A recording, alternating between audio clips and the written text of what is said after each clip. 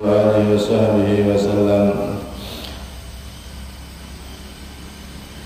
Hadirin yang dimuliakan oleh Allah Subhanahu wa ta'ala, alhamdulillah, setelah cukup lama pengajian pada malam Kamis ini terhenti karena berbagai macam halangan. Alhamdulillah, Allah Subhanahu wa ta'ala pada malam Kamis ini mentakdir kita untuk kembali bisa sama-sama duduk di majelis ilmunya Nabi sallallahu alaihi wa alihi wasallam. Duduknya kita di majelis ilmu yang semacam ini lebih utama daripada kita sholat 1000 rakaat di rumah sholat sunnah, lebih utama daripada menjenguk 1000 orang yang sakit kita jenguk, lebih utama daripada menghadiri takziah 1000 jenazah. Huduru majlisi ilmin afdalu min salati alfi raka'ah wa iyadati alfi marid wa syuhudi alfi janazah, kata Rasulullah sallallahu alaihi wasallam. Maka satu hal yang istimewa jika kita ditakdir oleh Allah diberi taufik untuk bisa ikut hadir di dalam majlisnya ilmunya Nabi sallallahu alaihi wasallam. Dengan majlis ilmu yang semacam ini, maka sunnah-sunnahnya Nabi akan hidup, maka ajaran-ajaran Nabi akan terbuka dan terlihat. Dengan majlis yang semacam ini, kita akan semakin mengenal Nabi Muhammad, mengenal ajaran indah Nabi Muhammad sallallahu alaihi wasallam. Dan ibadah yang paling utama setelah yang wajib adalah kita hadir di majlis yang semacam ini, sebagaimana Nabi menyabdakan pahalanya yang begitu besar tadi. Hadirin yang dirahmati oleh Allah Subhanahu wa ta'ala, kita sampai pada hikmah yang ke-41. Sayyidina Imam Ibnu Athaillah As-Sakandari, beliau mengatakan, al-ajabu kullal ajab mimman yahrubu mimman lan fikaka lahu anhu wa yatlubu ma la baqa'a lahu ma'hu fa innaha la ta'mal absar walakin ta'mal qulubul lati fis sudur. Beliau mengatakan radhiyallahu anhu arda, al-ajabu, sungguh suatu hal yang mengherankan, kullal ajabi, benar-benar mengherankan sepenuhnya, heran, sungguh sangat heran. Dari siapa? Mimman yahrubu, dari orang yang berlari, menjauh. Mimman lan fikaka lahu anhu, dari yang tidak pernah lepas, tidak pernah pisah padanya. Sungguh mengherankan ada orang yang menjauh dari yang tidak pernah bisa lepas darinya, yaitu Allah. Orang yang menjauh dari Allah itu sangat mengherankan, padahal setiap saatnya dia tidak bisa lepas dari bantuan Allah Subhanahu wa ta'ala. Wa yatlubu ma la baqa'a lahu ma'hu, dan dia mencari sesuatu yang tidak akan terus bersamanya. Meninggalkan Allah demi sesuatu yang akan ditinggalkan. Menjauh dari Allah, lupa taat kepada Allah demi sesuatu keinginan, syahwat, nafsu, yang mana itu semua akan dia tinggalkan. Ini ajaib, ini sangat mengherankan. Meninggalkan Allah yang tidak pernah meninggalkan dia, menuju sesuatu, memilih sesuatu yang pasti dia tinggalkan. Kenapa bisa begitu? Itu sebabnya adalah fa innaha la ta'mal absar. Orang-orang yang semacam itu, yang meninggalkan, menjauhi Allah, mengutamakan selain Allah, menjauh dari Allah, demi meraih sesuatu selain Allah, dunia, uang, jabatan dan seterusnya, itu bukan karena butanya mata, akan tetapi walakin ta'mal qulubul lati fis sudur, karena memang hatinya yang buta.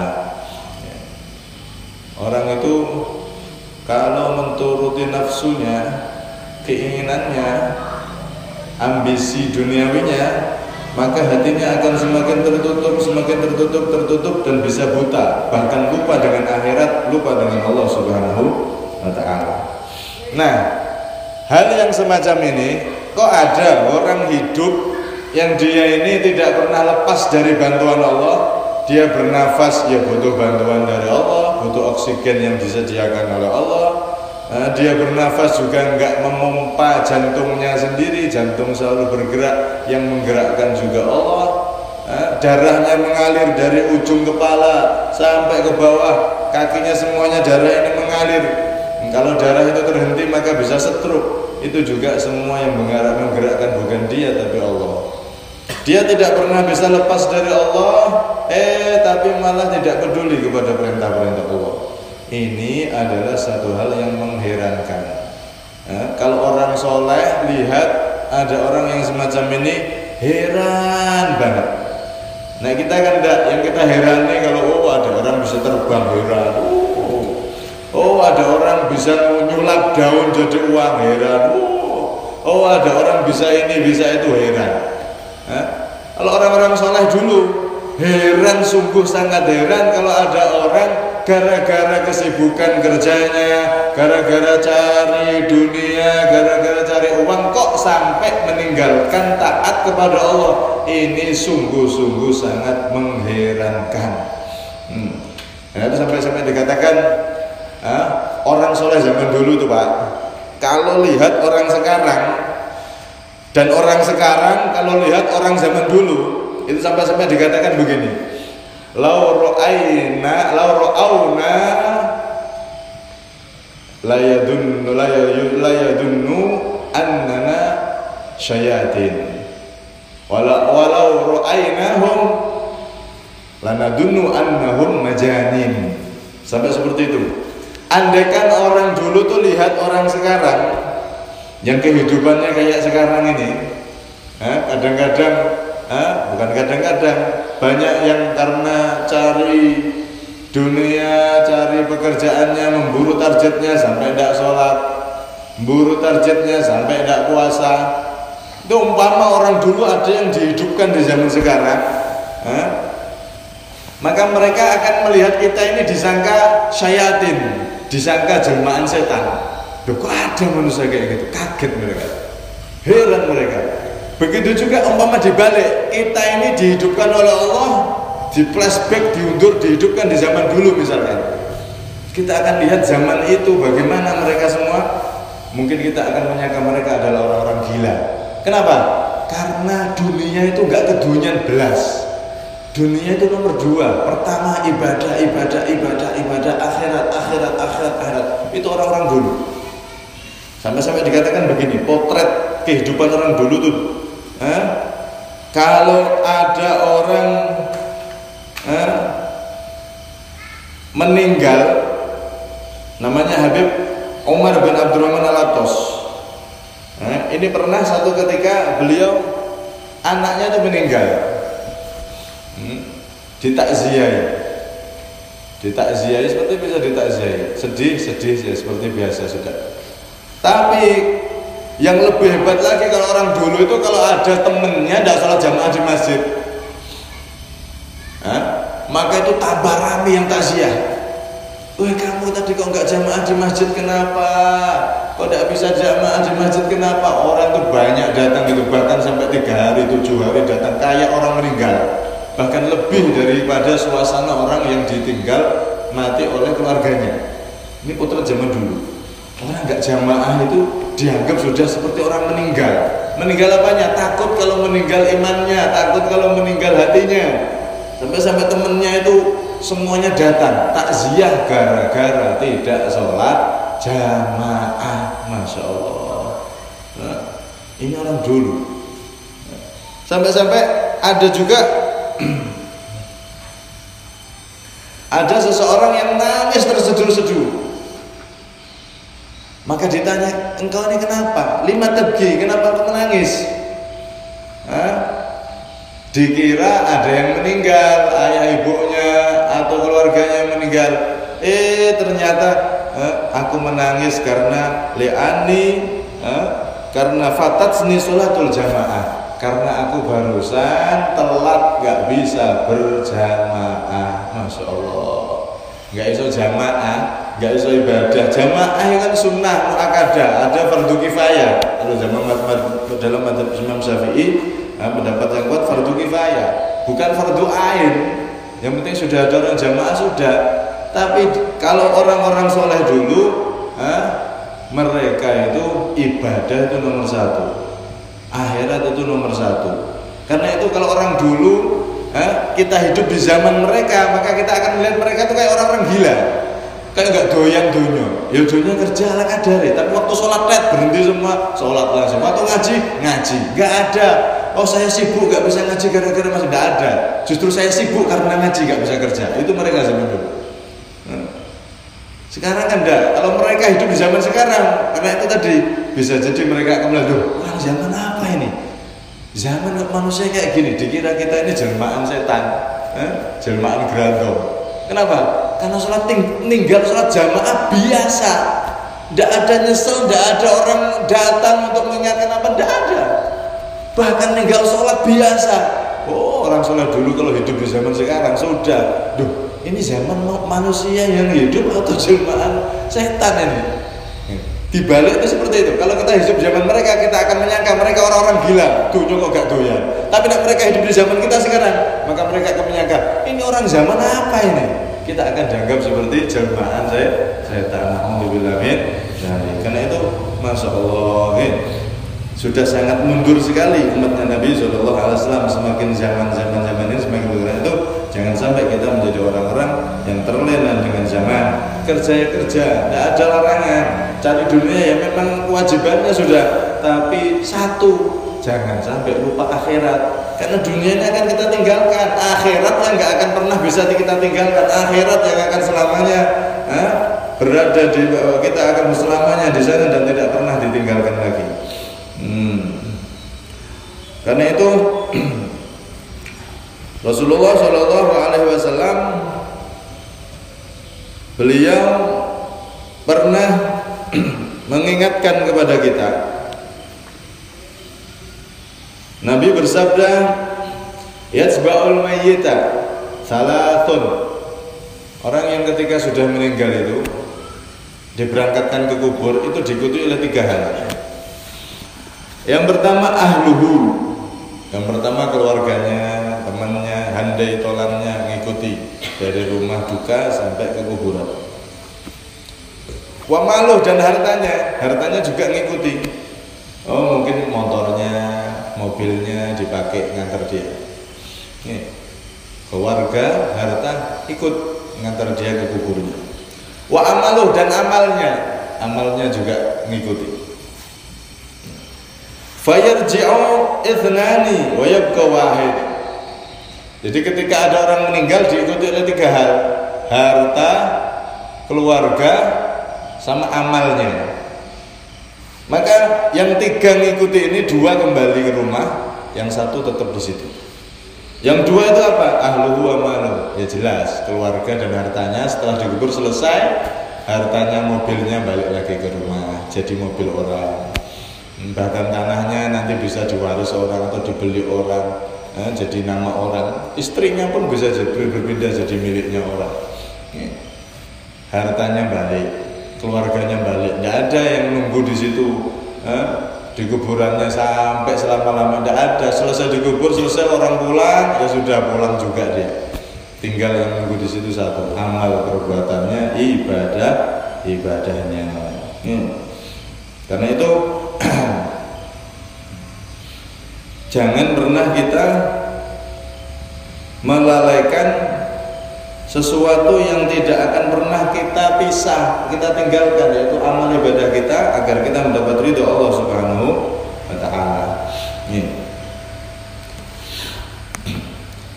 Al-ajabu kullal ajab. sungguh sangat mengherankan kalau ada orang yang seperti itu.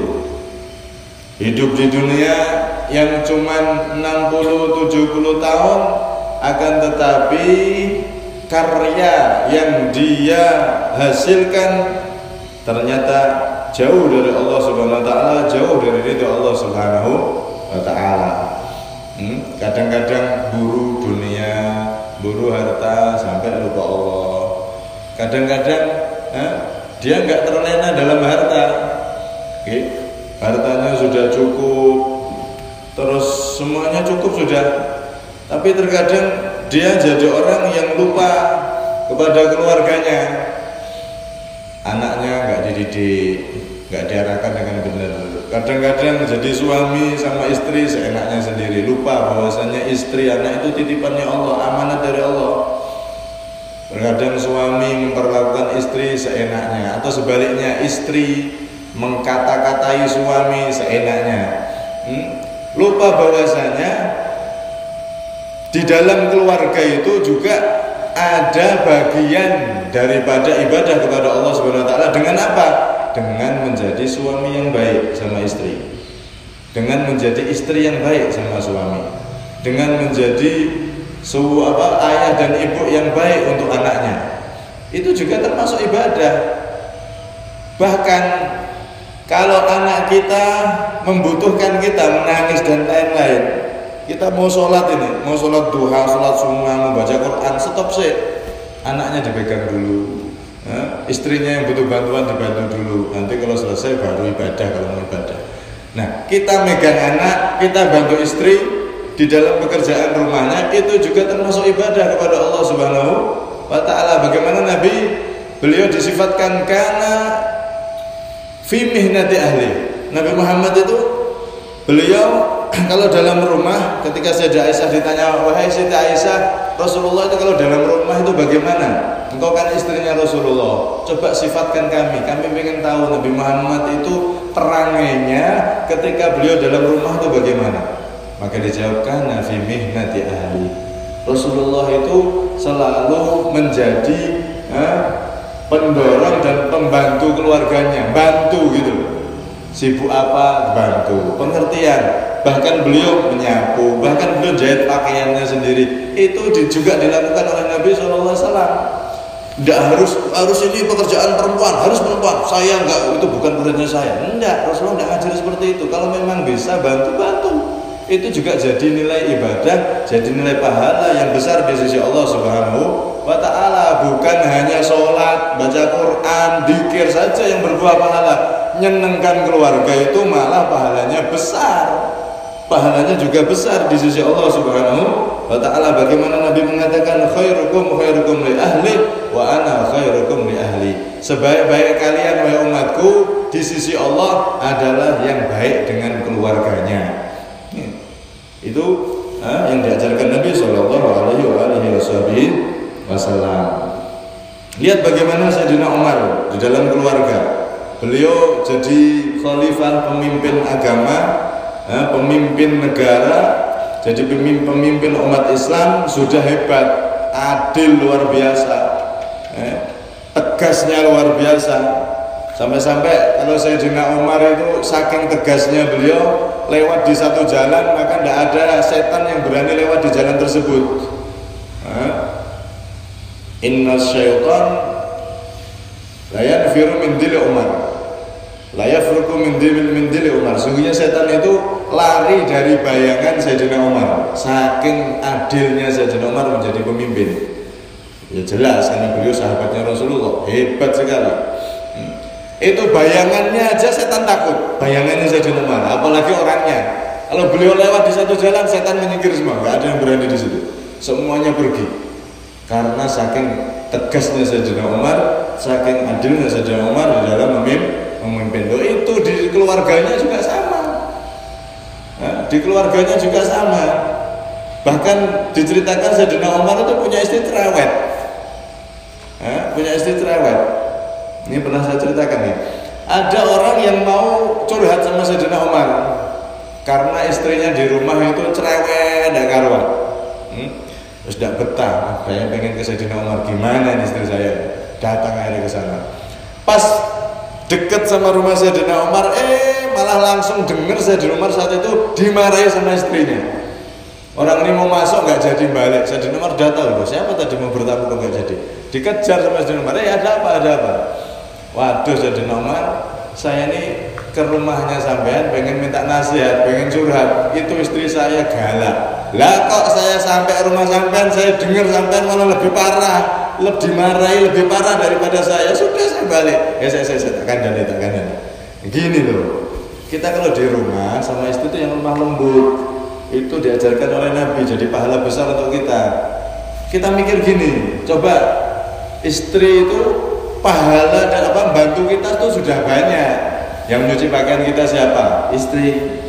Yang masak untuk kita siapa? Untuk anak kita siapa? Istri. Yang mandikan anak-anak kita ketika masih kecil siapa? Istri. Terus yang nyusui anak-anak kita ketika kecil masih bayi siapa? Istri. Yang terus sampai dia tuh kalau pas bayi lihat istri kita itu tidurnya tidak nyenyak, nyusui anaknya nangis sembarang, istri semua.